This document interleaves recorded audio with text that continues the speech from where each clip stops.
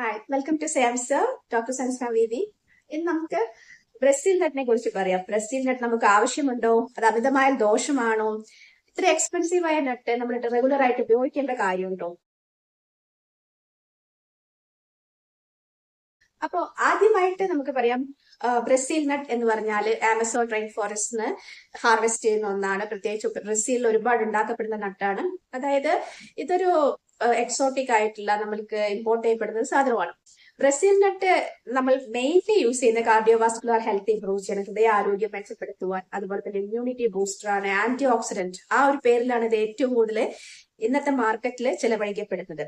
Global മാർക്കറ്റിൽ ഇതിന്റെ rate വളരെ കൂടുതലാണ്. അപ്പോ ആ ഒരു സാധ്യത, വിപണന സാധ്യതയ്ക്കപ്പുറം നമുക്ക് ബ്രസീൽ നട്ട് നമ്മുടെ നിത്യജീവിതത്തിൽ ആവശ്യമുണ്ടോ? വല്ലപ്പോഴും വാങ്ങി കഴിക്കുന്ന കാര്യമല്ല കേട്ടോ ഞാൻ പറയുന്നത്. നമ്മൾ റെഗുലർലി ഇത്ര എക്സ്പെൻസീവ് ആയ നട്ട് കഴിക്കേണ്ട കാര്യമുണ്ടോ? ഇനി അമിതമായി കഴിച്ചാൽ എന്ത് പ്രശ്നം ഉണ്ടാവും നോക്കാം. ഇപ്പൊ ബ്രസീൽ നട്ട് സെലിനിയം റിച്ച് ആണ്, നമുക്ക് എല്ലാവർക്കും അറിയാതെ.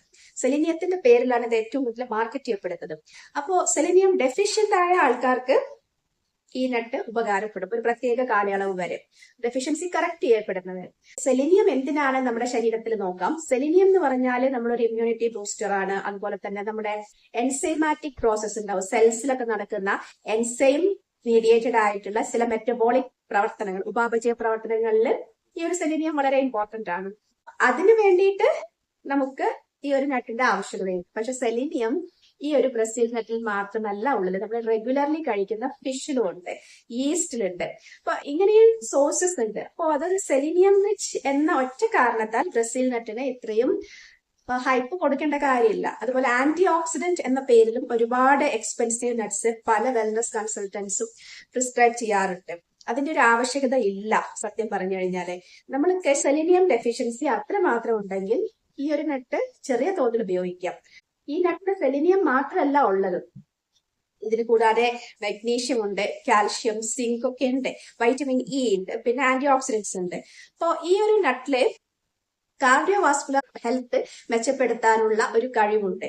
അതായത് ഹൃദയത്തിന്റെ ആരോഗ്യം മെച്ചപ്പെടുത്തുവാൻ ഈ ഒരു നട്ടിന് കഴിയും. അതുപോലെ ഒരുപാട് ആന്റി ഓക്സിഡന്റ് റിച്ച് ആയ നട്ട്സ് ആൻഡ് സീഡ്സ് നമുക്കുണ്ട്. ഈ ഒരു ബ്രസീൽ നട്ടിന് മാത്രമായിട്ട് എന്തെങ്കിലും പ്രത്യേകതയുണ്ടോ?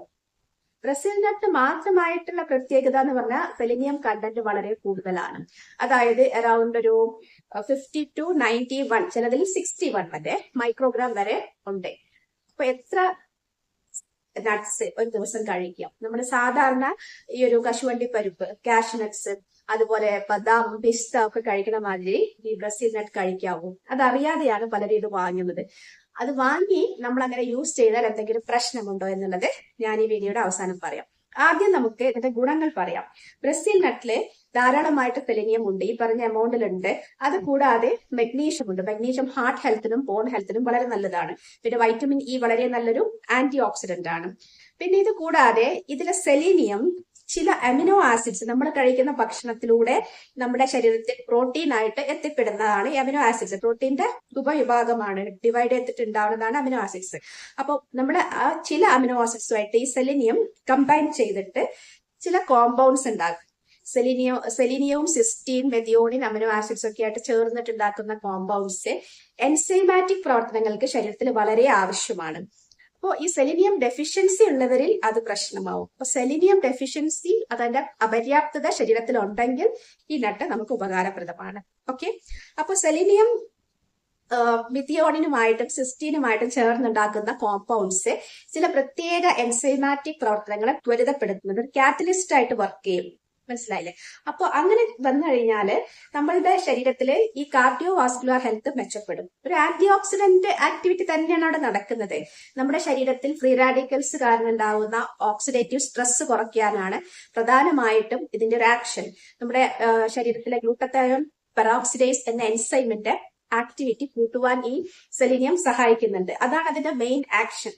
അപ്പോൾ അത് നമുക്ക് കാർഡിയോവാസ്കുലർ ഹെൽത്ത് മെച്ചപ്പെടുത്തി തരും, ഹാർട്ടിന്റെ ഒരു മസിൽ സ്ട്രെങ്ത് കൂട്ടിത്തരും. അതുപോലെ ഈ ഓക്സിഡേറ്റീവ് സ്ട്രെസ് കുറയ്ക്കുന്നത് വഴി ഹൃദയത്തിന്റെ കുഴലുകൾ പ്ലേറ്റ്സ് അടിഞ്ഞു കൂടേണ്ടത് തടയും, അതായത് ക്ലോട്ട് വരുന്നത് തടയും. അപ്പൊ ഈ രണ്ട് ഫങ്ഷൻസ് വളരെ നന്നായിട്ട് ഈ നട്സിനുണ്ട്. പിന്നെ അതുപോലെ തന്നെ LDL കുറയ്ക്കാനും നല്ല കൊളസ്ട്രോൾ, ഗുഡ് കൊളസ്ട്രോൾ HDL കൂട്ടുവാനും ഒക്കെയുള്ള കഴിവുണ്ട്. അപ്പോൾ കാർഡിയോ വാസ്കുലർ ഹെൽത്ത്, ഹൃദയത്തിന്റെ ആരോഗ്യം, രക്തക്കുഴലുകളുടെ ആരോഗ്യം മെച്ചപ്പെടുത്തുവാൻ ബ്രസീൽ നട്ടിന് കഴിയും. പ്രത്യേകിച്ചും സെലിനിയം ഉള്ളത് കൊണ്ടുള്ള ഒരു പ്രോപ്പർട്ടി ഇതാണ്. മറ്റൊന്ന് ഇമ്മ്യൂണിറ്റി ബൂസ്റ്റ് ചെയ്യാൻ പറ്റും. കൂടാതെ ഇതിൽ സിങ്ക് ഉള്ളത് കൊണ്ടും അതിനെ കാർഡിയോവാസ്കുലർ ഹെൽത്ത് മെച്ചപ്പെടുത്തുവാനും നെർവ്സിനെ പ്രൊട്ടക്ട് ചെയ്യാനും ന്യൂറോൺസിനെ പ്രൊട്ടക്ട് ചെയ്യാനൊക്കെയുള്ള കഴിവുണ്ട്.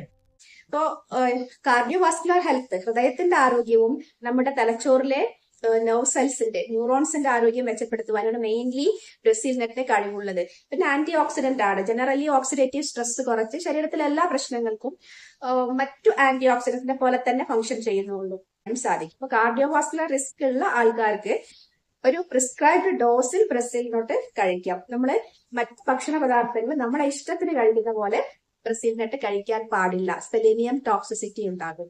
അതാണ് അതിന്റെ ഏറ്റവും ഇമ്പോർട്ടന്റ് ആയ കാര്യം. ബ്രസീൽ നട്ടിന്റെ അമിത ഉപയോഗം സെലിനിയം ടോക്സിസിറ്റി ഉണ്ടാക്കും. ബ്രസീൽ നട്ട് ഏകദേശം ഒരു ദിവസം ഒരാൾക്ക് കഴിക്കാൻ പറ്റുന്നത് 1 or 2 ആണ്. കാരണം ഒന്നിൽ തന്നെ അറൌണ്ട് 50 to 61 അല്ലെങ്കിൽ 91 മൈക്രോഗ്രാം വരെ സെലീനിയം ഉണ്ട്. അപ്പോൾ ഈ സെലീനിയം അമിതമായാൽ നമ്മുടെ ശരീരത്തിന് അത് വളരെ ദോഷം ചെയ്യും. ഏത് മിനറലും നമ്മുടെ ശരീരത്തിൽ ഒരു പ്രത്യേക എമൗണ്ടിൽ മാത്രമേ പാടുള്ളൂ. കാൽഷ്യം, ഫോസ്ഫറസ് ഒക്കെ അതുപോലെ ബാധകമാണ്.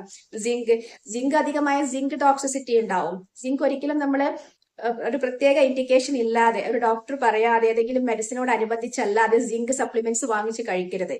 അപ്പോൾ ചില പ്രത്യേക സന്ദർഭങ്ങളിൽ ചില മരുന്നിനോട് ചേർന്നിട്ട് കമ്പൈൻഡ് ആയിട്ട് സിങ്ക് ഉണ്ടാവും.